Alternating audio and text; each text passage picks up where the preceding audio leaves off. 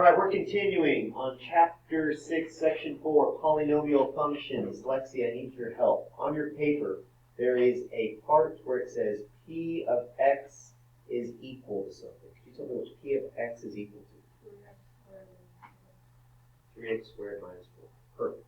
Okay. Now, what we're going to be doing right now is we are going to be taking this x plus 2, all right, which is our x value, and we're going to be plugging it into this function, okay? So instead of 3 times x squared minus 4, what I'd like you to do, I would like you to take the 3, open up a parentheses, put in x plus 2, square it, and then subtract the 4. So right now, what this right here is equal to, everybody, this is just P of x plus 2.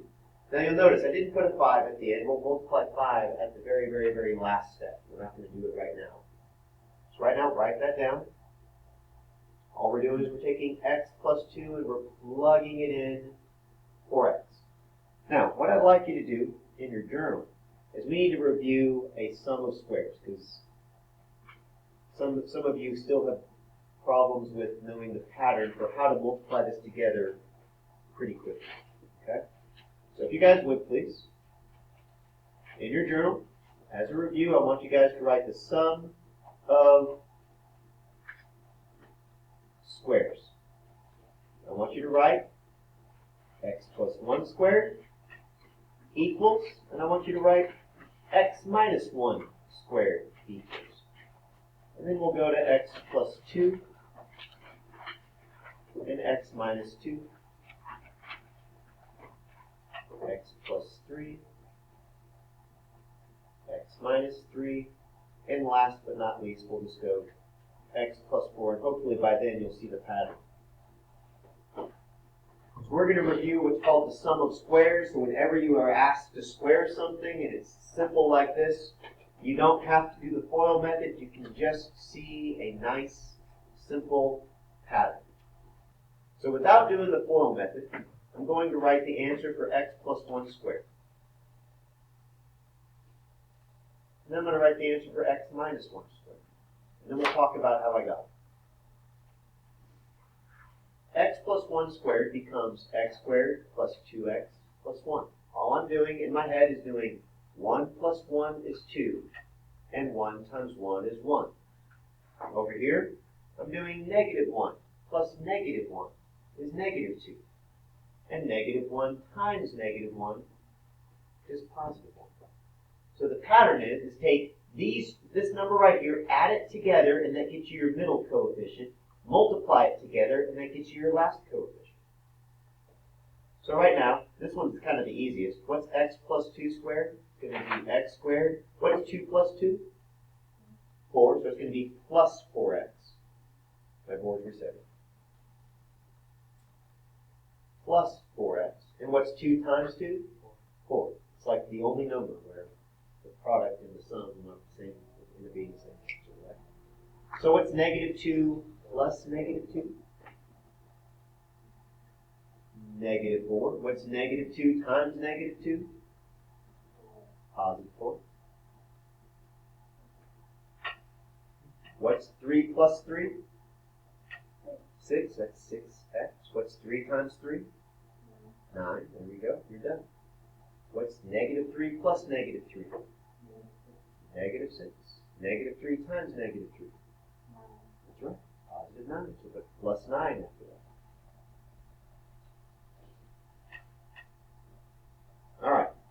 So now that we've kind of done those, let's just go down this one. What do you think I'm going to do here? I start with an x squared. What's going to be the number in the middle? 8x. What's going to be the number at the end? 16.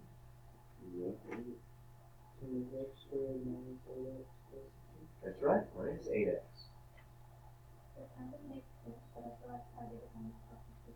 Okay, how about this? I'll just give you a random one. Ready? Some random number. X plus 7 squared. I'm jumping all the way down to a 7. Jade, I trust you right now. You're on YouTube. Somebody's going to watch you, possibly. If they're really bored. There we go. It's not you, it's me. What's going to be in the middle? Yes. What's going to be at the end?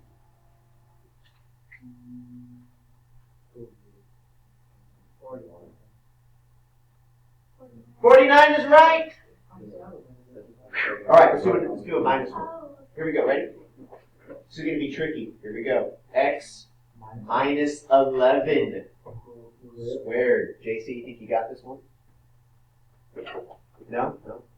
I got it. You got it, Justice? Go ahead. X squared I like it. minus 22x Yes. plus Yep.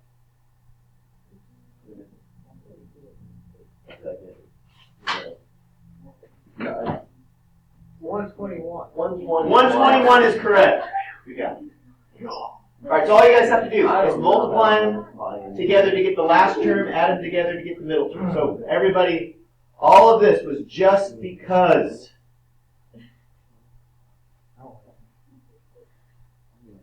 Everybody, what's going to be inside of this parentheses right here? What is x plus 2 squared? X squared plus 4x plus 4 minus a 4. So everybody, right now, all of the work of showing you the sum of squares is to help you guys realize that multiplying this times itself is not that hard. Okay? That was the whole purpose of it. So right now, what we've done is we've multiplied x plus 2 times x plus 2 without using the FOIL method. All right? What's the next step? I got to take the 3 and do what with it? Distribute it, yeah, to every single number. Why don't you do that, Kaylee? Help me out. Distribute the 3 all the way throughout there. Okay, so 3x squared, good. and that's going to That's right, 12. X is good. Plus 12, and then I have a what? I have a minus 4. So, Dylan, if I scan here, are there any numbers that we could combine that are exactly their like terms?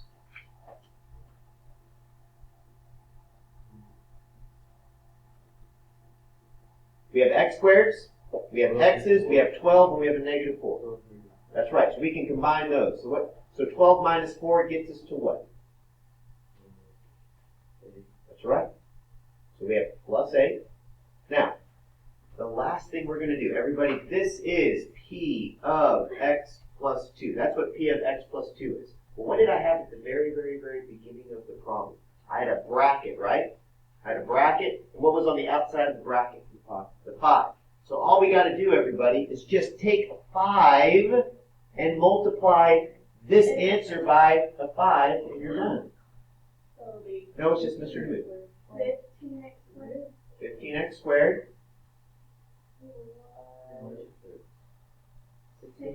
60x Plus 45. Oh. plus 40. Oh, yeah. So everybody, 5 times P of x plus 2 is equal to this answer right here. Okay? Now, that's your final answer for number 8. Okay, that's your final answer for number 8. I am not going to do number 7 for you, okay? But I'm going to help you guys set it up. I'm going to scroll over here a little bit. All right? By the way, JC, help me out. What is r of x just by itself equal to? Tell me what r of x is equal to. 2x squared minus 5x plus 1. Okay, so there we go. So listen, I'm just going to set it up. Here we go. R of x plus 2 equals 2, open parentheses. What am I plugging into the place of x? X plus 2, that's right, like seeing with a square. Minus 5, open parentheses. X plus 2 plus a 1. So notice, once again, all I did was take the x plus 2 and I substituted that in the place of what? In the place of the x. Alright, so I'm taking x plus, I don't know why my board keeps resetting. It's like it's hasn't had a 4-day break. Right. I know, it's like, wake up, board. So I'm taking it, all I'm doing is substituting. So listen, Your final answer is once you guys have to simplify right now. I want you guys to do this on your own. You have to simplify all of that, and that will be your final answer. Okay? All right, this picture is a representation of a polynomial function. Okay? You're going to be asked to do 3 different answers. Answer choice A asks you for the end behavior of the function. All right, so we're going to talk about the end behavior. You're going to do this in your journal, and you can transfer the answer over to your paper. End behavior is where are things ending up. So right now, this is going up forever. So what I'd like you guys to do right here, next to this little arrow, put positive infinity right there. Where this arrow is, I'd like you to put negative infinity. Okay? So as this graph continues to go up and up and up forever, it leads to positive infinity. Over here, it leads to negative infinity. Because it is. Over here on the x values, which direction are these x values leading? Right here. Do the wrong one. That would be positive infinity. Where are the x values leading in this direction? Negative infinity.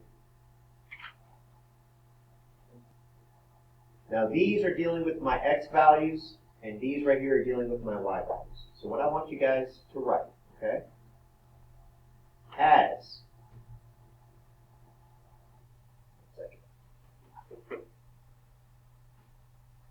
f of x, and by the way, when I say f of x, that means your y values. As my y values approach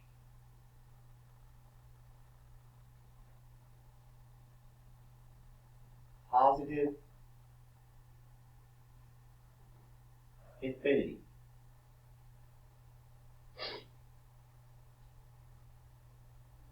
now what I'm talking about is right here. As my y values are approaching positive infinity, what's happening with my x values? They are also approaching positive infinity. X approaches positive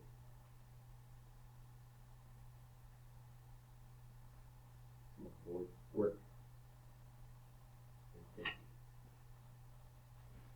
Now, right here is a statement. As f of x approaches positive infinity, my x values approach positive infinity. Which means as my y values are going up, what's happening over here? My x values are also moving what? They're moving to the right. Okay? Now, all of these words can be written like this. As f of x approaches positive infinity, x approaches positive infinity. This arrow, everybody, just simply represents the word approaches. I'm writing the words down so that you know that this statement means this. I'm going to highlight it. All of this statement that I wrote in words means this set of symbols right here. Okay? So as f of x approaches positive infinity, which means my y values approach positive infinity, my x values also approach positive infinity. Now if I go over here, let's look at this one right here. What's happening to all of my y values over here? They're going where? Negative infinity. What's happening to my x values also?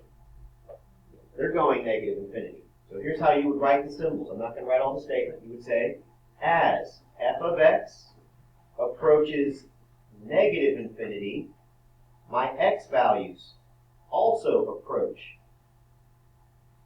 negative infinity.